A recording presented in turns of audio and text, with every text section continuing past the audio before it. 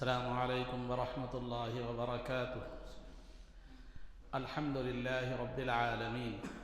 والصلاة والسلام على سيد الأنبياء والمرسلين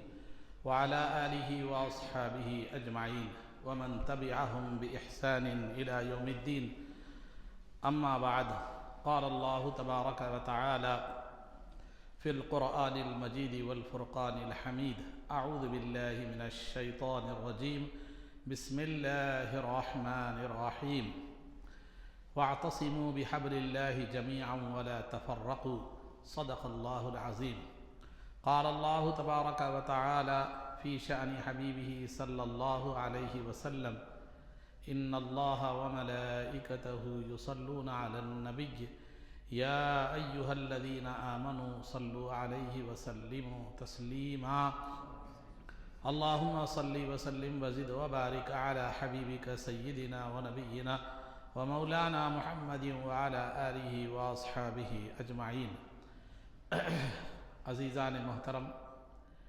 اس سے قبل آپ حضرات کے سامنے فرقہ وہابیہ کی تاریخ کے حوالے سے جو ہے نا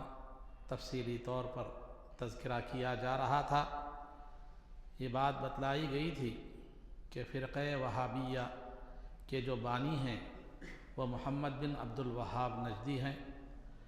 اور ان کے والد، ان کے چاچا، ان کے دادا وغیرہ سے یہ لوگ بہت بڑے علماء تھے اور مسلک حنبلی سے وابستہ تھے. لیکن ان کو دو اساتذہ ایسے ملے جس کی وجہ سے جو غیر مخلد اور وہابی ذہن کے جو نا کہ حامل تھے، وہ تقلید کے قائل نہیں تھے، وہ کسی امام کو نہیں مانتے تھے. تو ان دونوں اساتذہ کی تعلیم و تربیت نے ان کو غیر مخلدیت میں اور تقلید کے ناجائز ہونے میں اور ائمہ اکرام کی تقلید کے ناجائز ہونے میں کے معاملے میں ان کو بہت زیادہ سخت بنا دیا، کیونکہ مزاج میں پہلے سے شدت اور سختی تھی. پھر وہ دونوں اساتذہ نے وہ رہی صحیح کسر کیا کر دی، پورا کر دی. اس کے بعد پھر وہ بصرہ میں ایک عالم دین محمد المجموعی کے سے ملاقات ہوئی، اور اس عالم دین نے ان کے دل میں جو ایک شدت، ایک لاوا پک رہا تھا، اس کو انہوں نے کیا کیا اور ہوا دی، جس کے بعد وہ اپنے مقام آبائی وطن عیینہ آ کر اپنی وہابی تحریک کا انہوں نے کیا کیا، آغاز کیا. اور تحریک کے لیے انہوں نے سب سے پہلے جو کام کیا وہ ان کی تحریک میں ایک مزارات کے انہدام کا کام انہوں نے شروع کیا. سب سے پہلے انہوں نے زید بن خطاب رضی اللہ تعالیٰ عنہ کی مزار کو منہدم کر دیا اور اس کو زمین کے برابر کر دیا. پھر اس کے بعد انہیں ضرورت پڑی حکومت کے ساتھ کی، تو مقام درعیہ کے حاکم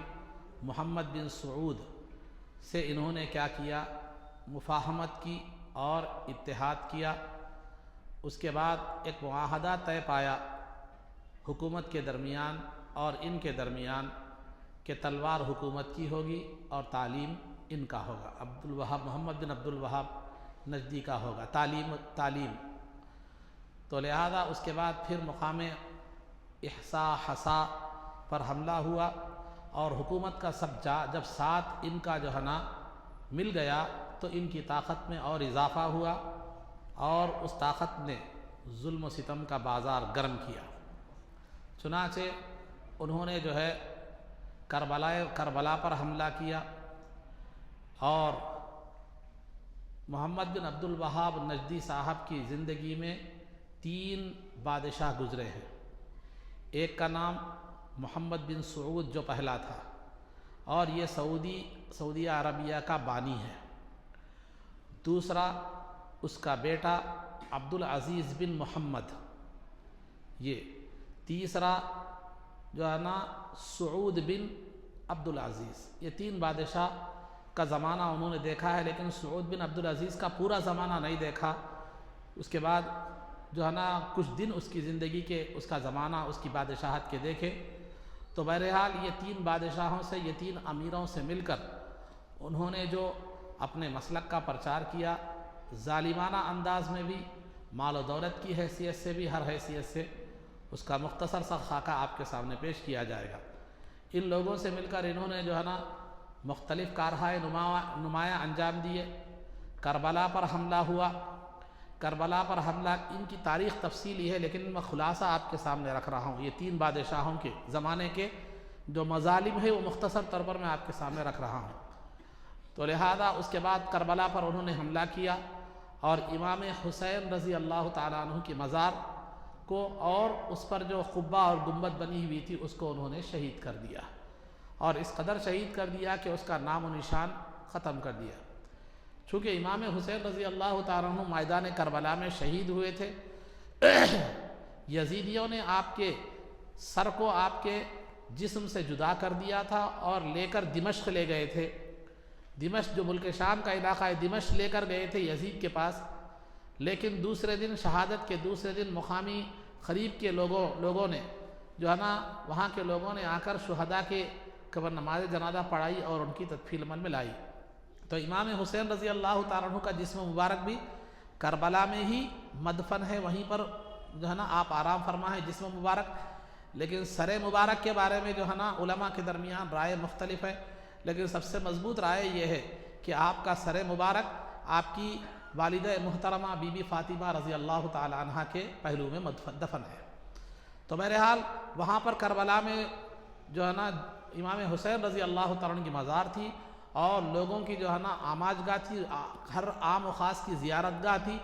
اور وہاں پر مزار بھی تھی، گنبد بھی تھا، اور گنبد میں یاقوت وغیرہ ہیرے جڑے ہوئے تھے۔ تو ان لوگوں نے اس پر کربلا پر حملہ کیا اور جو ہے نا اس کو گنبد کو بھی شہید کر دیا، مزار کو بھی شہید کر دیا، وہ جو ہیرے جواہرات جو تھے وہ بھی تھے،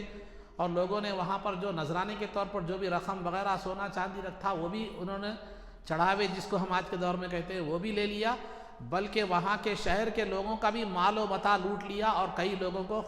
جو ہے نا کا قتل عام کیا، بلکہ چھوٹا چھوٹا سامان تک لوٹ کر جو ہے نا وہ لے کر چلے گئے۔ یہ کربلا پر یہ ایک حملہ تھا۔ پھر اس کے بعد دوسرا حملہ ان کا جو ہوا، یہ سلسلہ حملوں کا جاری رہا۔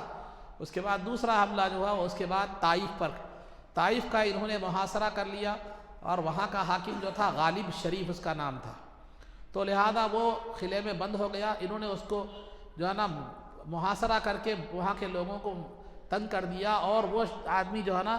بھاگ کر چلا گیا امیر۔ تو اس کے بعد انہوں نے طائف پر حملہ کیا، وہاں بھی قتل و غارت کی اور اس پر بھی جو ہے نا انہوں نے قبضہ کر لیا۔ اس طرح ایک ایک علاقہ کرتے ہوئے جو ہے نا وہ لوگ جو ہے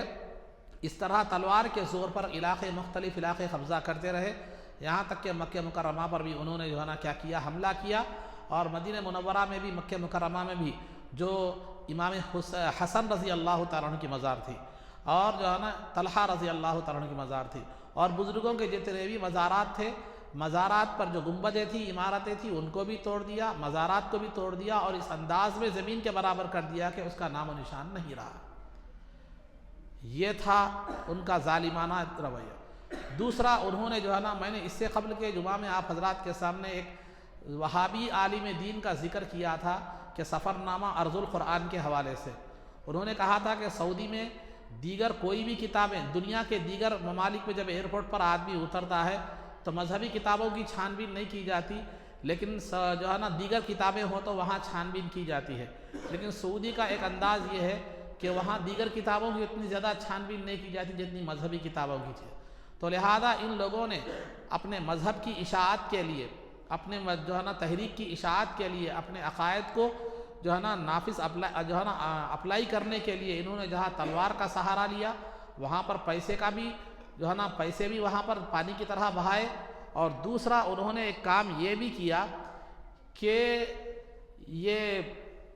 انہوں نے ایک اہم کام یہ بھی کیا کہ سعودی میں جو جتنے بھی دینی منصب تھے، دینی منصب وہ امام متوع جو بھی دینی منصب تھے، ان پر جو ہے نا وہی لوگوں کو فائز کیا گیا، انہی لوگوں کو جو محمد بن عبد الوہاب نجدی کے خاندان سے تھے، جس کو آل شیخ کہا جاتا تھا۔ آل شیخ، ایک آل سعود ہے، ایک آل شیخ ہے۔ تو وہ حکومتی جو لوگ تھے وہ محمد بن سعود اور سعود جو ہے نا عبدالعزیز بن محمد اور سعود بن عبدالعزیز، یہ جتنے بھی پرنسس جس کو ہم کہتے ہیں وہ آل سعود کہلاتے ہیں، اور جو ان کے محمد بن عبد الوہاب نجدی کے خاندان سے جو ہے آل شیخ، تو ان لوگوں نے وہابی ازم کو اور یہ وہابیت کے جو ہے نا تعلیمات کو اور ان کے عقائد کو کا پرچار کرنے کے لیے، نافذ کرنے کے لیے اور لوگوں میں اس کو جو ہے نا اس کو یہ کرنے کے لیے، پھیلانے کے لیے انہوں نے جو کام کیا وہ یہ کیا کہ دینی منصب پر معلمین ہو، جو ہے نا مدرسین ہو یا ائمہ ہو یا علماء ہو، کہ جتنے بھی جو ہے نا دینی منصب کے جتنے بھی مناصب تھے اس پر جو ہے نا آل شیخ یعنی محمد بن عبد الوہاب نجدی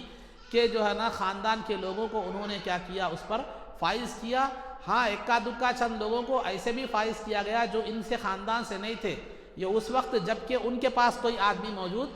نہیں تھا تو دوسرے کا اپائنٹ کیا، اور وہ بھی جو ان کے ذہن کا تھا۔ تو آج بھی آپ جو ہے نا دیکھیں گے مسجد نبوی وغیرہ میں وہ لال رومال کے جو ہے ایسے اس قسم کے کئی لوگ جو ہے نا آپ کو وہاں پر نظر آتے ہیں جو عقائد کا پرچار کرتے ہیں۔ جو لوگ ان سے نہیں بھی الجھتے، ان کے نام میں نہیں بھی جاتے، وہ جو ہے نا ان کو باضابطہ چھیڑ کر ایسا کیے کیا، امام اعظم ابو حنیفہ ایسا کیے کیا، اگر امام اعظم ابو حنیفہ اتنے نیک آدمی تھے کبھی ایسا کیے کیا، جب امام اعظم ابو حنیفہ اتنے نیک آدمی تھے تو پھر تمہیں ان کی تقلید کرنے میں کیا جو ہے نا حرج تھا۔ تو بہرحال یہ اپنی مطلب کے لیے امام اعظم کو بھی استعمال کریں گے، سب کو استعمال کریں گے۔ تو بہرحال یہ اس طرح انہوں نے کیا کیا، تعلیم کا جتنا بھی نظام تھا، جو دینی جتنا بھی نظام تھا، جو تعلیم دین کا جتنا بھی نظام تھا، سیکشن جو تھا، وہ پورا کا پورا مذہبی جو معاملات تھے وہ آل شیخ کے ذمے تھے، اور آل شیخ ہی اس کو کیا کرتے تھے، سنبھالتے تھے۔ نصاب بھی انہی کا تھا، کتابیں بھی انہی کی تھی۔ آج سننے میں آ رہا ہے کچھ بدل گئی، لیکن آج بھی وہ اثر برابر جو ہے نا ہے۔ تو نتیجہ یہ ہوا کہ انہوں نے وہابی عقائد کو جو ہے نا پھیلانے کے لیے، لوگوں کے ذہنوں میں بٹھانے کے لیے، انہوں نے دینی منصب جتنے بھی منصب تھے، جتنے بھی جو ہے نا دینی سیکشن تھا، اس کو انہوں نے آل شیخ کے حوالے کر دیا، اور لوگوں کو، بچوں کو بچپن سے وہی تعلیم، وہی چیز دی جاتی رہی، وہی پڑھایا جاتا رہا، وہی سمجھایا جاتا رہا کہ یہ شرک ہے، وہ کفر ہے، وہ ہے، فلاں ہے، یہ ہے۔ اس کو کبھی دوسری کتاب پڑھنے دیا ہی نہیں گیا، تو پھر وہ کیا سمجھے گا کہ حقیقت کیا ہے، مجاز کیا ہے۔ تو ایک آدمی کو جو ہے نا آپ ایک محدود ماحول میں رکھ کر اگر آپ پال رہے ہیں، پرورش کر رہے ہیں یا ذہن دے رہے ہیں، تو اس کو دنیا دکھا ہی نہیں رہے ہیں آپ، تو وہ سمجھتا ہے کہ یہی دنیا ہے، یہی سب کچھ ہے۔ تو لہذا وہاں بھی ایسا ہی کیا گیا، وہی پالیسی کو اپنایا گیا کہ وہاں نہ دیگر کتابوں کے آنے کی اجازت تھی، نہ دیگر مکتب فکر کے لوگوں کو آنے کی، بات کرنے کی اجازت آج بھی نہیں ہے، آج بھی نہیں ہے۔ جو بھی وہاں کے لوگ، یہاں دیگر مکتب فکر کے لوگ جو ہے نا تقریریں وغیرہ کرتے ہیں، وہ اپنے اپنے کمروں میں، اپنے اپنے گھروں میں، اپنے اپنے علاقوں میں، واضح طور پر، علانیہ طور پر آپ کوئی ان سے ہٹ کر کوئی دوسرا جلسہ جو ہے نا نہیں کر سکتا۔ آپ بھی مسجد نبوی میں آپ جائیے، مغرب کے بعد وہاں کے شیوخ کے دروس ہوتے رہتے ہیں، درس دیتے رہتے ہیں وہ لوگ، مسجد نبوی میں آج بھی ہے۔ تو بہرحال عزیزان محترم، بتلانا یہ مقصود ہے کہ انہوں نے تعلیم کو، پورا تعلیمی نظام اور دینی نظام پورا جو ہے نا آل شیخ کے حوالے کر دیا، اور انہوں نے کیا گل کھلائے وہ آگے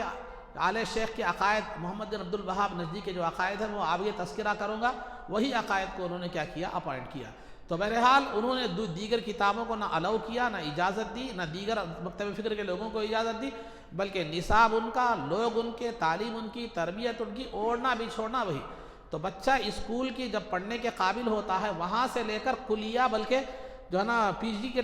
درجے تک جانے تک وہی بات، وہی چیز، وہی بات، وہی چیز ان کو کیا کی گئی، سمجھائی گئی۔ اس کو باہر کی ہوا تک لگنے نہیں دی گئی، دیگر علوم کی ہوا تک لگنے نہیں دی گئی، بلکہ انتہا تو یہی ہے کہ امام بخاری کی الادب المفرد جو کتاب ہے وہ بھی اگر چھاپی گئی تو اس میں سے جو احادیث وسیلے کے، قدم بوسی کے، یہ جو اہل سنت والجماعت کے عقائد کے جو کتابیں تھیں، جو احادیث تھے، ان کو حذف کر دیا گیا، اور بہت سی اپنی مطلب کی، جو اپنے مطلب کے مخالف جو حدیثیں تھیں، وہ حدیثوں کو کیا کر دیا گیا، جو ہے نا وہ اس کو کیا کر دیا گیا، ان کتابوں سے آج بھی حذف کر دیا گیا۔ یہ آج کی بات بتا رہا ہوں میں، آج کی نئی پرنٹنگ کی بات بتا رہا ہوں۔ تو ایسا انہوں نے کیا کر دیا، اپنے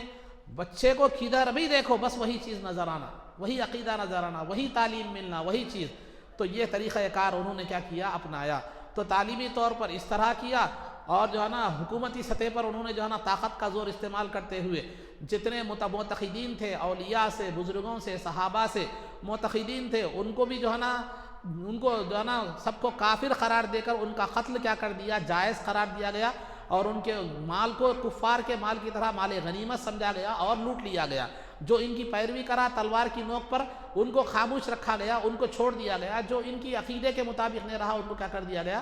تلوار کے نیچے کیا کر دیا گیا، ان کو لا دیا گیا اور ان کی گردنیں مار دی گئی، ان کا خون بہایا گیا۔ تو یہ طرز عمل، یہ طریقہ کار تھا کہ بزرگوں کی مزارات کو ختم کر دیا گیا، وہاں پر ہونے والے اعمال جو اہل سنت کے اعمال تھے وہ سب کے سب کیا کر دیے گئے، ختم جو ہے نا کر دیے گئے، تمام چیزوں کو جو تھا وہ ختم کر دیا گیا۔ تو آج بھی وہ سلسلہ جاری ہے، ابھی بھی وہی تعلیمات ہے، ابھی بھی وہی چیز ہے۔ تو پھر لہذا اس کے بعد جو ہے نا اب وہ سلسلہ اب تک بھی جاری ہے، نہ جانے کب تک چلے گا وہ۔ اس کے بعد عزیزان محترم بیچ میں ترکی کی حکومت جو آئی تھی اس میں کچھ تبدیلیاں آئی تھی، لیکن پھر اس کے بعد پھر یہی غلبہ ہو گیا، پھر دوبارہ یہی ہو گیا، پھر اب وہی تعلیمات ہے، وہی جو ہے نا معاملہ ہے، وہی چال ہے بے ڈھنگی جو پہلے تھی سو اب بھی ہے۔ تو الغرض عزیزان محترم، تو آئیے ان کے عقائد کیا ہیں۔ میں نے مختصر طور پر محمد بن عبد الوہاب نجدی کے حوالے سے، ان کے عقائد کے حوالے سے مختصر طور پر بات رکھی تھی، لیکن میں ایک ایک بات پر آپ کو آتا چلوں۔ محمد بن عبد الوہاب نجدی صاحب کی ایک کتاب ہے، ویسے تو دوسری کتابیں بھی ہے، ایک کتاب ہے کتاب الشبہات، کتاب الشبہات، اس میں وسیلے کے حوالے سے وہ لوگ لکھتے ہیں، وسیلے کے حوالے سے وہ کیا کرتے ہیں، لکھتے ہیں کہ بعض لوگ یہ کہتے ہیں کہ ہم انبیاء کو، ہم خدا کو خدا ہی مانتے ہیں، ہم خدا کو، خلاصہ بتا رہا ہوں عربی میں ہے وہ عبارت، بعض لوگ کہتے ہیں، بعض سے مراد اہل سنت والجماعت جو وسیلہ مان کے لوگ ہیں، جو وسیلے کے قائل ہیں، جو وسیلے کو وسیلہ لیتے ہیں، تو ان کے حوالے سے جو ہے نا یہ کہتے ہیں، وہ کون، محمد بن عبد الوہاب نجدی، بعض لوگ کہتے ہیں کہ جو ہے ہم خدا کو خدا ہی مانتے ہیں، انبیاء کو خدا کے بندے ہی مانتے ہیں، لیکن ہم انبیاء کی عظمت اور جو ہے نا ان کی اللہ کی بارگاہ میں ان کے مقام قرب کا اعتبار کرتے ہوئے ہم انبیاء کو وسیلہ بناتے ہیں قرآن اللہ کی بارگاہ میں، کیونکہ وہ اللہ کے مقرب بندے ہیں، اس لیے ہم ان کو، انبیاء کو اللہ کی بارگاہ میں وسیلہ بناتے ہیں اور ان کی ذریعے سے خدا کی بارگاہ میں اپنی گناہوں کی بخشش اور سفارش کیا ہے، چاہتے ہیں، اور ہم انبیاء کو اپنا شفیع یعنی سفارش کرنے والا، خدا کی بارگاہ میں ہماری بخشش کی ریکمنڈیشن کرنے والا یا ہماری دعاؤں کی مقبولیت کی سفارش کرنے والا مانتے ہیں۔ بعض لوگ ایسا کہتے ہیں، وہ کہہ رہے ہیں کون، محمد بن عبد الوہاب نجدی، بعض لوگ یعنی بعض لوگ کہہ کر ہمارا عقیدہ بیان کر دیے، بیان کرنے کے بعد اپنا نظریہ اس پر بیان کرتے ہیں، اپنا نظریہ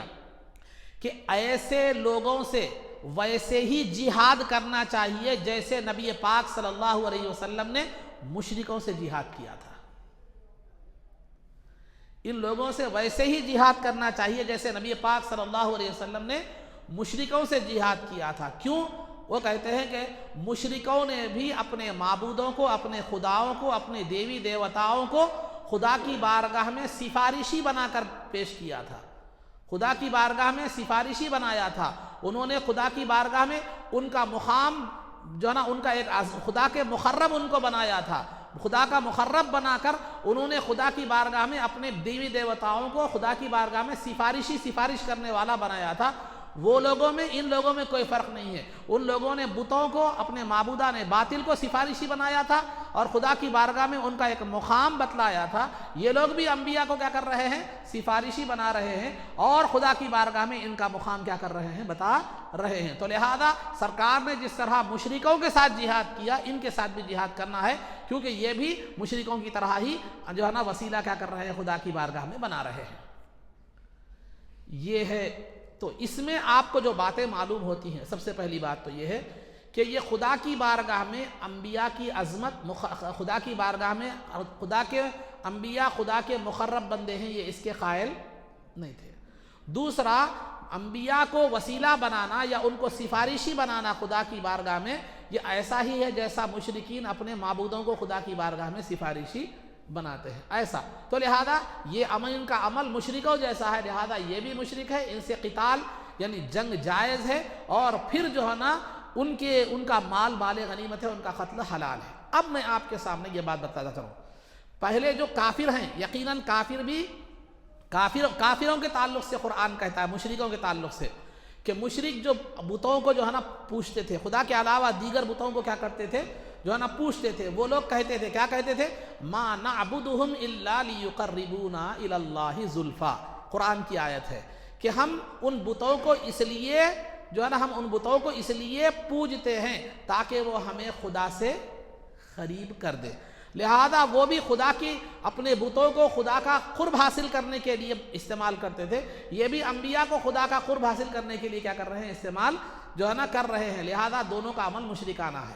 لیکن بہت بڑا فرق ہے، قرآن کی آیت پر غور کریں تو مشرکین کیا کہتے ہیں، ما نعبدہم الا لیقربونا الی اللہ زلفیٰ، ہم ان بتوں کی عبادت نہیں کرتے مگر اس لیے کہ وہ اللہ سے ہم کو قریب کر دے۔ تو مشرکین وہ بتوں کی عبادت کرتے تھے، اور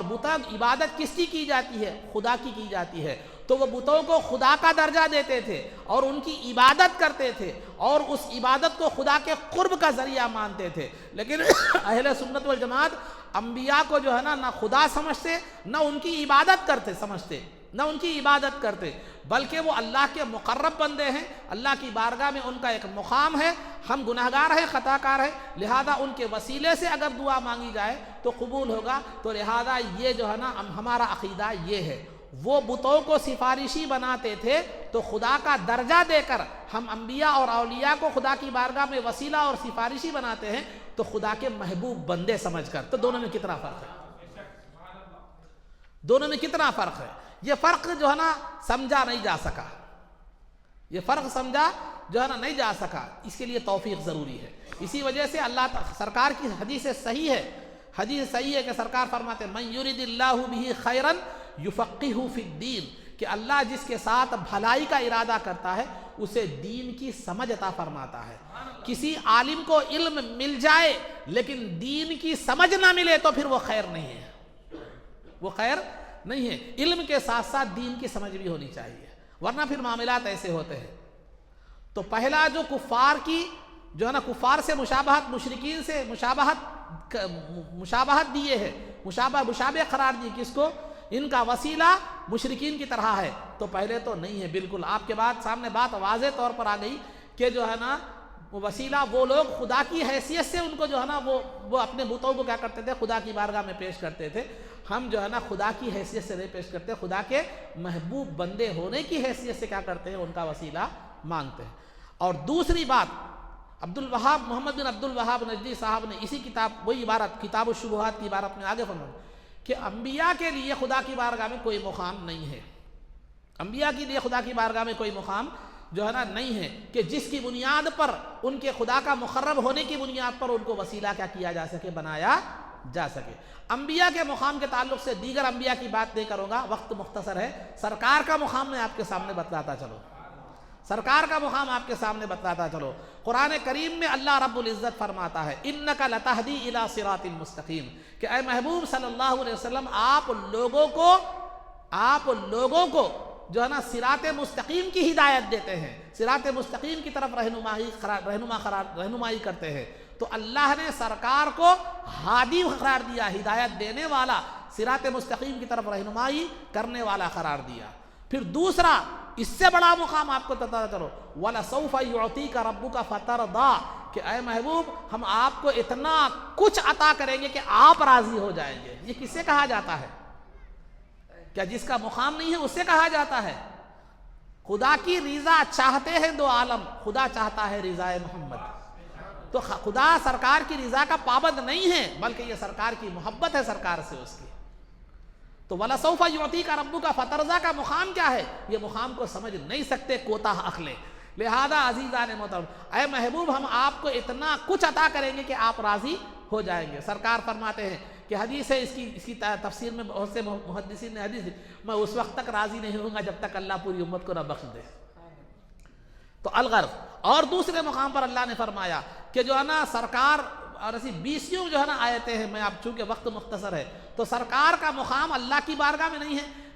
جو ہے نا عَسَىٰ أَن يَبْعَثَكَ رَبُّكَ مَقَامًا مَحْمُودًا، کہ آپ کا رب تو کل قیامت کے دن آپ کو مقام محمود عطا کرے گا۔ مقام محمود وہ مقام ہے کہ کائنات میں اس سے بڑا کوئی مقام نہیں ہے۔ تو پھر انبیاء کا مقام نہیں تو کیا ہے پھر؟ یہ اولیاء کی بات کر رہے ہیں آپ، اولیاء کی بات کر رہے ہیں۔ ارے قرآن کریم میں سورہ کہف نام کس کی بنیاد پر پڑا؟ اصحاب کہف کی بنیاد پر نام پڑا۔ اصحاب کہف کون تھے؟ اولیاء کی جماعت تھی۔ قرآن کریم میں سورہ مریم ہے، اور سورہ مریم کون تھی؟ بی بی مریم علیہ السلام، جو عیسیٰ علیہ السلام کی والدہ تھی، وہ کون تھی؟ وہ نبی تو نہیں تھی، ولیہ تھی۔ تو قرآن میں بے جا اولیاء کے مقامات، اولیاء کے نام پر صورتیں، اولیاء کے نام پر صورتوں کا جو ہے نا صورتیں رکھی گئی۔ اللہ نے اپنے کلام میں صورتوں کا نام خود اپنے اولیاء انبیاء کے نام سے دیا گیا، جو ہے نا سورۃ الانبیاء، انبیاء کے نام سے بھی جو ہے نا صورتیں ہیں جس میں انبیاء کا حصہ ہے۔ تو پھر یہ مقام نہیں تو اور کیا ہے؟ مقام نہیں تو اور کیا ہے؟ تو انبیاء کا مقام، یہ تو 20 آیتیں ہیں، میں مختصر آپ کے سامنے بات رکھ رہا ہوں، مختصر۔ ارے اللہ نے یہ فرمایا تحبون اللہ فاتبعونی، تم اللہ سے محبت کرتے ہو تو میرے رسول کی اتباع کرو، میرے رسول کی اتباع کرو۔ اللہ نے یہ نہیں فرمایا محبت مجھ سے کرتے ہو تو اتباع میری کرو، نہیں فرمایا، بلکہ محبت مجھ سے کرتے ہو تو اتباع میرے رسول کی کرو۔ کیوں؟ اس لیے کہ مجھ سے محبت کرنے والا، اتباع جو ہے نا، مجھ سے محبت کرنے والا اور مجھ سے میری اطاعت کرنے والا گمراہ بھی ہو سکتا ہے، لیکن میرے رسول کی اطاعت کرنے والا کبھی بھی گمراہ نہیں ہو سکتا۔ میری اطاعت کرنے والا رسول کی اطاعت سے دور ہو سکتا ہے، لیکن رسول کی اطاعت کرنے والا میری اطاعت سے کبھی دور،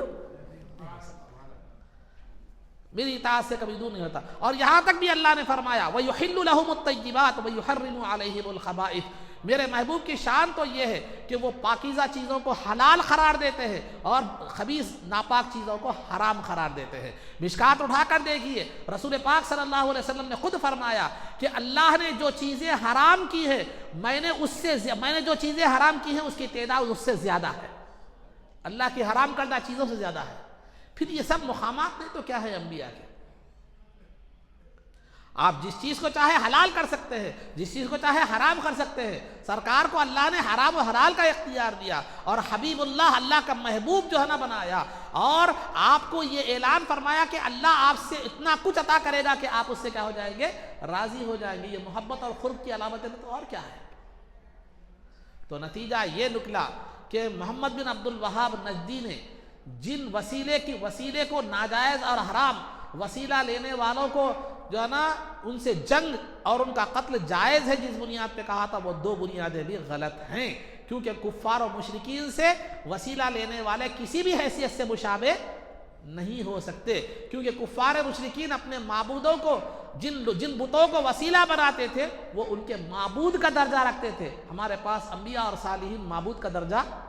نہیں رکھتے، بندے کا درجہ رکھتے ہیں، خدا کے محبوب بندوں کا درجہ رکھتے ہیں۔ اور دوسرا جو ہے نا انبیاء علیہ الصلاۃ والتسلیم اور اولیاء اللہ کے نیک بندوں کا خدا کی بارگاہ میں مقام ہے، اور وہ خدا کے مقرب ہیں، لہذا انہوں نے اس مقام و قرب کا جو ہے نا کا انکار کیا کر دیا؟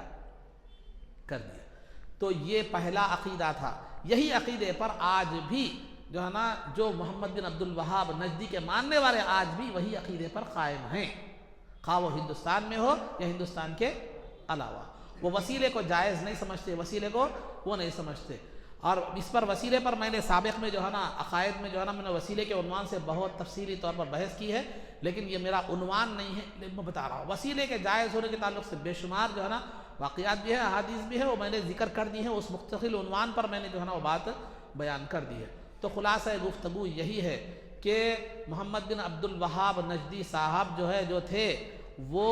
وسیلے کے قائل نہیں تھے، وسیلہ لینے والوں کو مشرک سمجھتے تھے، اور وسیلہ لینے والوں کو قتل عام جائز، ان سے جنگ کرنا جائز سمجھتے تھے، اور ان کا مال جنگ کے بعد ان کا جو مال ہوتا ہے وہ کافروں کے مال کی طرح مال غنیمت سمجھا کرتے تھے، اور کیا بھی انہوں نے وہی۔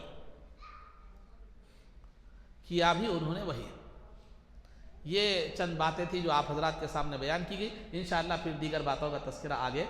جو ہے نا کیا جائے گا۔ مسائل میں جو ہے نا آپ حضرات کے سامنے مکروہ تنزیہی کی صورتیں بیان کی جا رہی تھی، یعنی مکروہ کے معنی ناپسندیدہ چیز کے ہیں، اور مکروہ دو طرح کے ہیں، مکروہ تحریمی، مکروہ تنزیہی۔ مکروہ تحریمی کہتے ہیں ایسی ناپسندیدگی کو جو حرام کے قریب ہو، جو سخت ناپسندیدہ ہو۔ نماز میں اگر کوئی عمل مکروہ تحریمی والا پایا جاتا ہے تو وہ نماز کا لوٹا لینا کیا ہے؟ واجب ہے، اور مکروہ تحریمی کی کیا صورتیں تھیں وہ بیان کی جا چکی ہیں۔ دوسری ناپسندیدگی ہے جو حلال کے قریب ہے، جو کم درجے کی ناپسندیدگی ہے، اس کو کہتے ہیں مکروہ تنزیہی۔ اگر مکروہ تنزیہی والی کوئی صورت نماز میں پائی جاتی ہے تو نماز کا لوٹا لینا مستحب پسندیدہ ہے، لوٹا لے تو بہتر ہے، نہ بھی لوٹائیں تو پھر کیا ہو جاتا ہے، نماز ہو جاتی ہے، اس میں کوئی حرج کی بات نہیں ہے۔ مکروہ تنزیہی کی کچھ صورتیں میں نے سابق میں بیان کی تھی، اب رہا اور اسی سلسلے کو جاری رکھتے ہوئے آگے عرض کیا جاتا ہے کہ بغیر کسی عذر کے، بغیر کسی مجبوری کے قاعدے میں چار زانوں بیٹھنا یہ مکروہ تنزیہی ہے۔ قاعدے میں کیسا بیٹھنا ہے؟ دونوں پیروں پہ جیسا بیٹھنا ہے، آپ کو معلوم ہے قاعدے میں کیسا بیٹھنا ہے، لیکن قاعدے میں بغیر کسی مجبوری اور عذر کے چار زانوں بیٹھنا، جیسا کہ آپ لوگ بیٹھے ہوئے ہیں، جیسا جس کو آلتی پالتی مار کر بیٹھنا، چار زانوں یا ادب سے بیٹھنا بھی ہمارے پاس ایک عام طور پر کہتے ہیں، تو اس طرح بغیر کسی عذر کے قاعدے میں اس انداز میں بیٹھنا یہ مکروہ تنزیہی ہے۔ اگر کچھ تکلیف ہے پیروں میں، گھٹنوں میں، تو پھر آپ ویسا بھی بیٹھ سکتے ہیں، پیر لمبے کر کے بھی بیٹھ سکتے ہیں، وہ اپنی سہولت کے لحاظ سے بیٹھ سکتے ہیں۔ تو یہ ہے، تو بغیر کسی عذر کے چار زانوں بیٹھنا یہ کیا ہے، مکروہ تنزیہی ہے۔ اور اسی طرح جمائی کے وقت، جمائی جب آتی ہے تو جمائی کے وقت منہ کھلا رکھنا یہ بھی مکروہ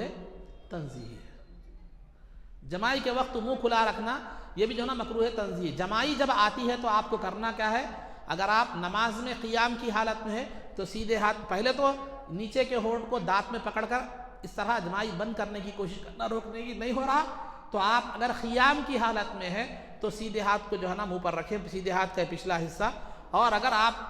دیگر نماز میں یا نماز کے علاوہ کبھی بھی دیگر حالتوں میں آپ کو بائیں ہاتھ کا کیا کرنا چاہیے، یہ پیٹھ رکھنا چاہیے منہ پر۔ تو لہذا جمائی کے وقت جو ہے نا منہ نہ بند کرنا یہ بھی کیا ہے، مکروہ تنزیہی ہے، مکروہ تنزیہی ہے۔ اور بغیر کسی وجہ کے نماز میں اس طرح دیکھنا، آنکھ کے کنارے سے، گوشے سے، بغیر کسی عذر کے اس طرح دیکھنا، بغیر کسی مجبوری اور بغیر کسی عذر کے، یہ مکروہ تنزیہی ہے۔ اور بغیر کسی عذر کے، بغیر کسی وجہ کے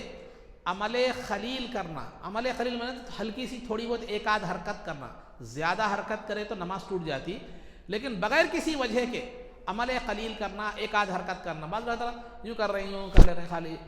یا یوں کر لے رہے ہیں، یا یوں کر لے رہے ہیں، ایسا کچھ نہیں، بغیر کسی وجہ کے، بغیر کسی کھجا لے رہے ہیں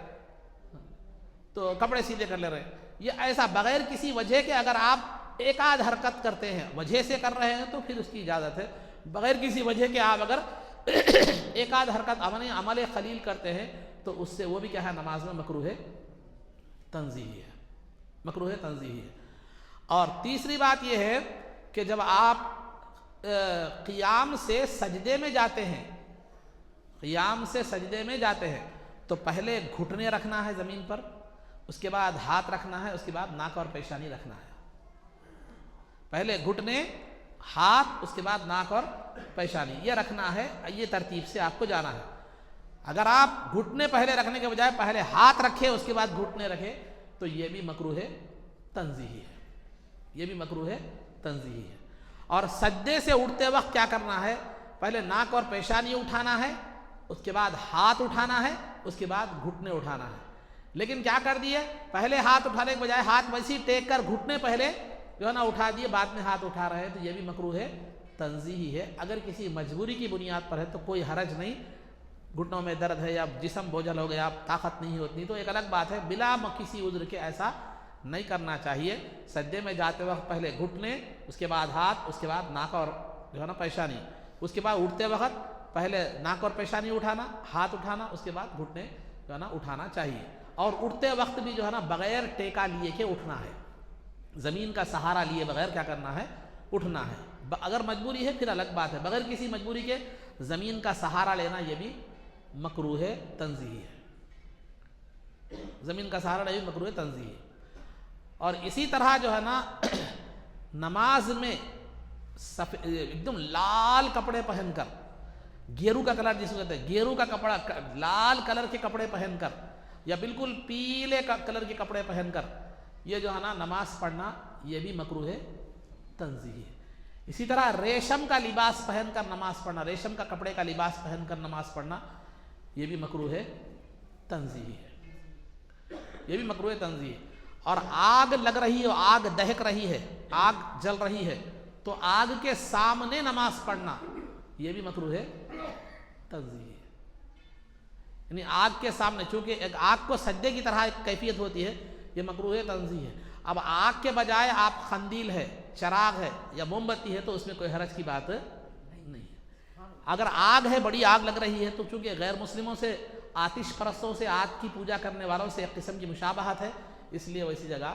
نہیں کرنی چاہیے. اسی طرح اگر آپ نماز پڑھ رہے ہیں، بسا اوقات مزارات ہوتے ہیں، کسی جگہ نماز پڑھ رہے ہیں، صف جو ہے نا بڑھ گئی، زیادہ ہو گئی، تو مزارات ہے، مزار سامنے رکھتے ہوئے سجدہ کرنا، نماز مزار کے سامنے رکھ کے نماز پڑھ رہے ہیں آپ، کسی جو ہے نا نماز ایسا پڑھ رہے ہیں کہ مزار آپ کے سامنے ہے، پڑھ رہے ہیں نماز، آپ مزار کو سجدہ کرنا تو جائز نہیں ہے، نماز پڑھ رہے ہیں لیکن مزار سامنے ہے، تو اس سے بھی احتیاط کرنا، یہ بھی مکروہ ہے. اگرچہ کہ آپ سجدہ اللہ کو کر رہے ہیں لیکن وہ مشابہت مناسب نہیں ہے. تو یہ چند باتیں جو مکروہ تنزیہی کے حوالے سے جو ہے نا آپ حضرات کے سامنے کیا کی گئی، رکھی گئی. مکروہ تحریمی کی صورتیں بھی، مکروہ تنزیہی کی صورتیں بھی. یہ انشاءاللہ پھر دیگر مسائل کا تذکرہ آگے جو ہے نا کیا جائے گا. اب رہا آداب میں، تو بیوی کے ساتھ رہنے کے کیا آداب ہیں، وہ سلسلہ چل رہا تھا. بیوی کے ساتھ زندگی گزارنے کے کیا آداب ہیں. اس سے پہلے بتلایا گیا تھا کہ جو ہے نا بیوی کے ساتھ حسن سلوک کرنا، اور جو ہے نا اس پر خرچ دل کھول کر کیا کرنا، خرچ کرنا اپنی استطاعت کے لحاظ سے. اس کی فضیلت، اس کے تعلق سے باتیں بھی کیا ہے بیان جو ہے نا کی گئی تھی. اب دیکھیے،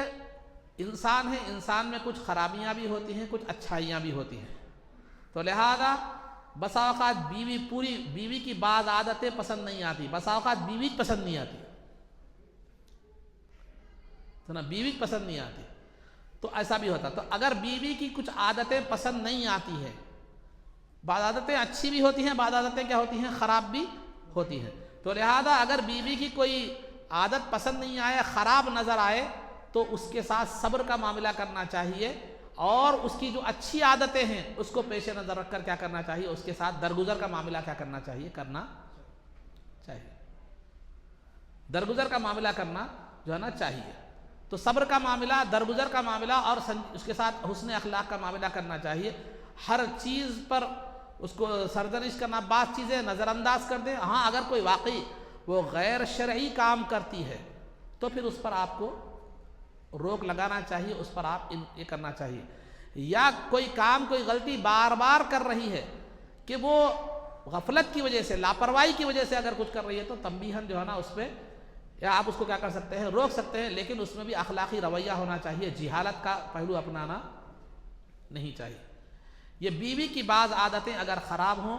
تو اس کی اچھی عادتوں کو پیش نظر رکھ کر اس کی خراب عادتوں کو درگزر کرنا چاہیے، پردہ پوشی کیا کرنا چاہیے، کرنا چاہیے. اب رہا بیوی کا جو بیوی سے ناپسند ہو، تو یہ تو عام طور پر کیا ہوتا ہے، بیوی تو ناپسند نہیں ہوتی، لیکن کیوں نہیں، بیوی ہو کہ شوہر ہو، جو ہے نا شادی جو ہوتی ہے وہ رضامندی کے لے کر ہی کیا ہے عام طور پر کی جاتی ہے. آپ سے پوچھا جاتا ہے کہ یہ لڑکی سے شادی جو ہے نا کر رہے ہیں آپ کی، آپ کو پسند ہے یا نہیں ہے، تو آپ کی رضامندی سے. پھر لڑکی سے پوچھا جاتا ہے عام طور پر کہ جو ہے نا آپ کی یہ لڑکے سے آپ کا نکاح ہو رہا ہے، کیا آپ کو پسند ہے یا ناپسند ہے، تو عام طور پر رضامندی سے ہی کیا ہو جاتی ہے شادی. عام طور پر 90% جو ہے نا ایسے ہی جو ہے نا ہوتی ہے. تو لہذا آپ نے خود پسند کیا ہے، آپ کی پسندیدگی سے ہی شادی جو ہے نا کی گئی ہے، تو پھر پسند کیوں نہیں آ رہی، آپ کو پسند کیوں نہیں آ رہی. تو لہذا بسا اوقات صورت شکل کی وجہ سے بیوی پسند نہیں آتی، تو بسا اوقات کیا ہوتا ہے، ہم صورت کو دیکھ کے نہیں، گاڑی کو دیکھ کے بھی شادی کر لیتے ہیں. ایسے بھی واقعات ہے کہ جس میں کیا ہے معلوم ہے، جہیز کو دیکھ کر والدین جو ہے نا اچھے ہیں، پیسے والے ہیں، وہ ہیں، یہ ہے، دیکھ کے شادی کر لیتے ہیں. لیکن بعد میں کیا ہوتا ہے کہ وہ اسے پھوٹی کوڑی بھی نہیں ملتی. جیسی توقع کے ساتھ کرے تھے ویسی توقع کے ساتھ وہ توقع پوری نہیں ہوتی. تو اب بیوی کے اوپر غصہ نکالنا شروع ہوتے. تو امید کون رکھو بولا آپ کو، بیوی سے شادی کرنا ہے نا، اس کے باپ کی دولت سے شادی کرنا ہے. تو لہذا آپ نے بیوی کو زندگی بھر ساتھ دینے والی بیوی ہے آپ کی، اس کے باپ کی دولت جو ہے نا نہیں ہے، تو وہ ملے گی یا نہیں ملے گی وہ بھی غیر یقینی ہے، غیر یقینی. کیونکہ آج کل مزاج ایسا ہو گیا کہ بچیوں کو باپ کا حصہ دینے کے لیے بھی تیار نہیں ہے. شادی کر دیے، وہ کر دیے، وہ کیا بولتے. لیکن یہ غلطی ہے اور خدا کی بارگاہ میں جواب دینا پڑے گا یہ.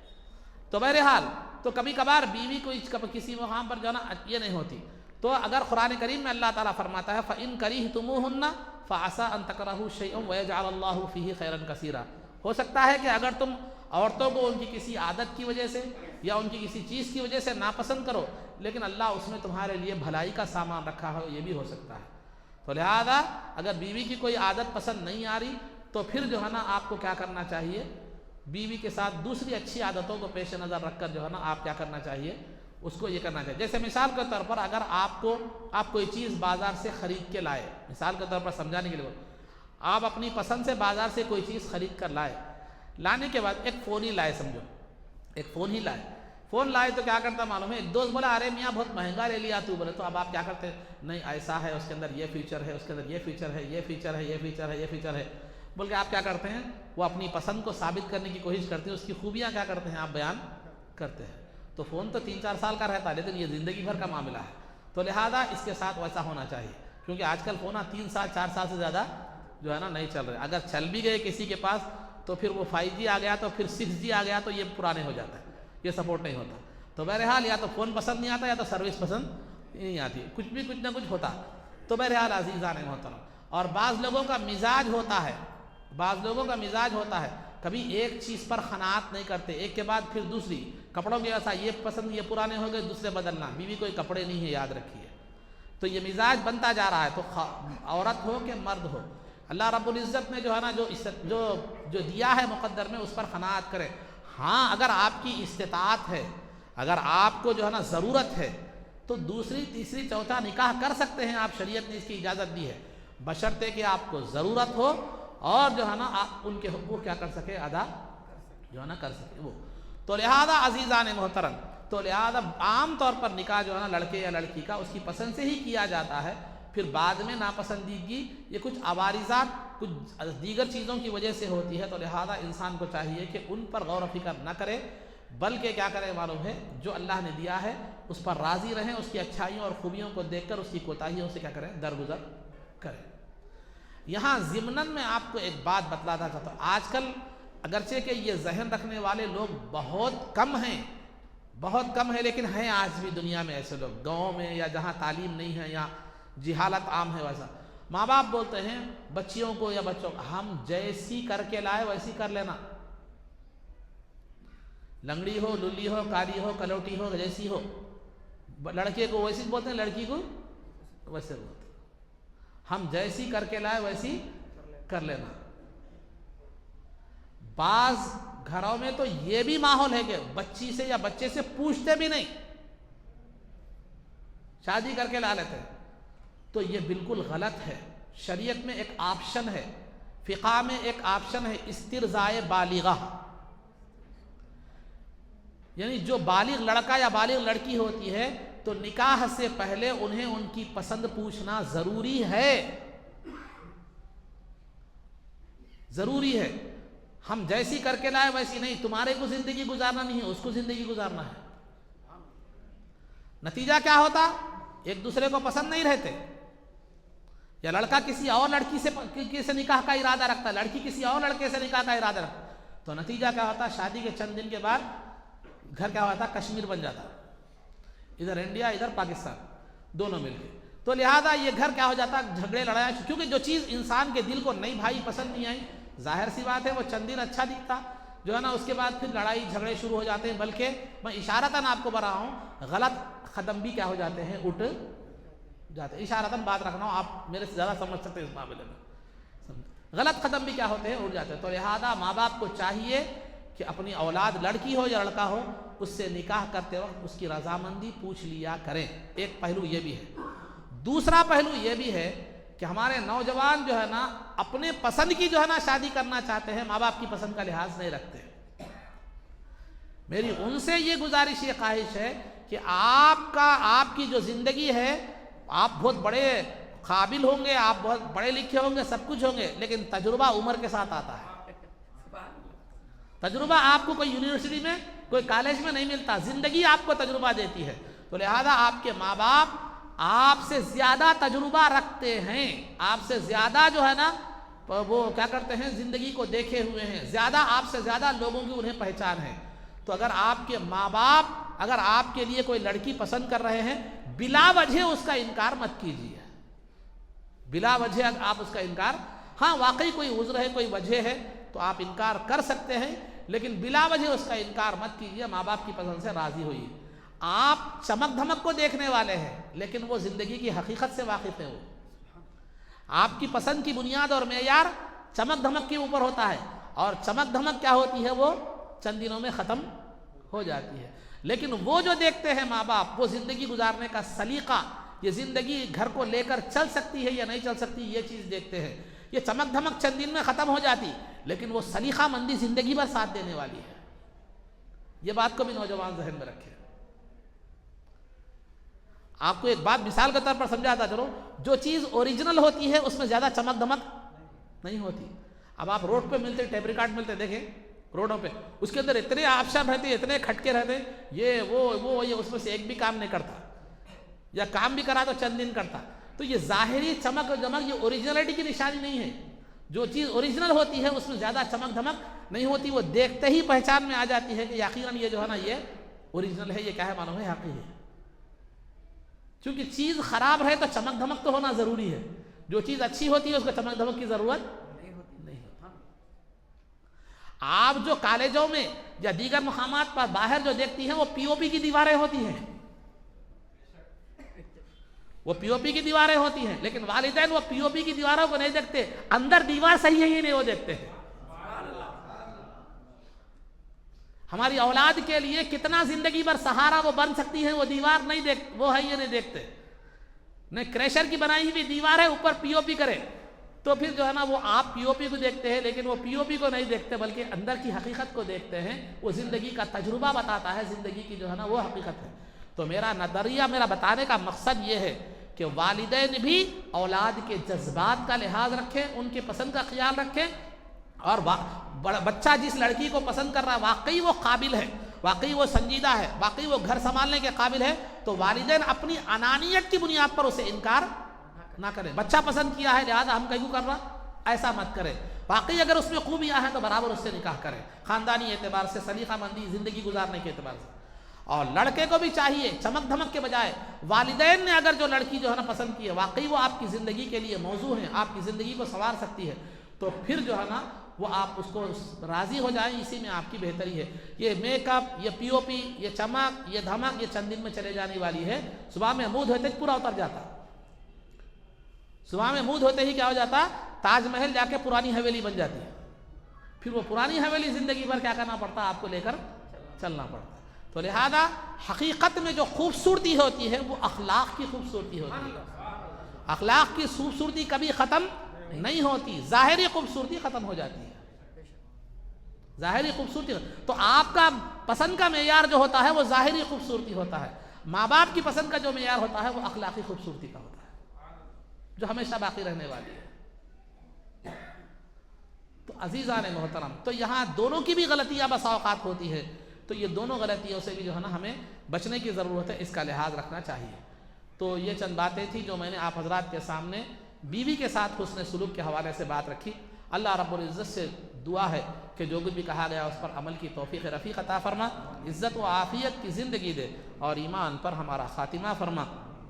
رسول پاک صلی اللہ علیہ وسلم کے قدموں میں ہمارا حشر فرما، آپ کی شفاعت عظمیٰ سے ہم کو بہرور فرما، آپ کے دست مبارک سے جام کوثر پینا نصیب فرما، جنت میں آپ کی غلامی معیت اور رفاقت نصیب فرما۔ صلی اللہ تعالی وسلم علی خیر خلقہ سیدنا محمد وآلہ وصحبہ اجمعین برحمتک یا ارحم الراحمین والحمد للہ رب العالمین۔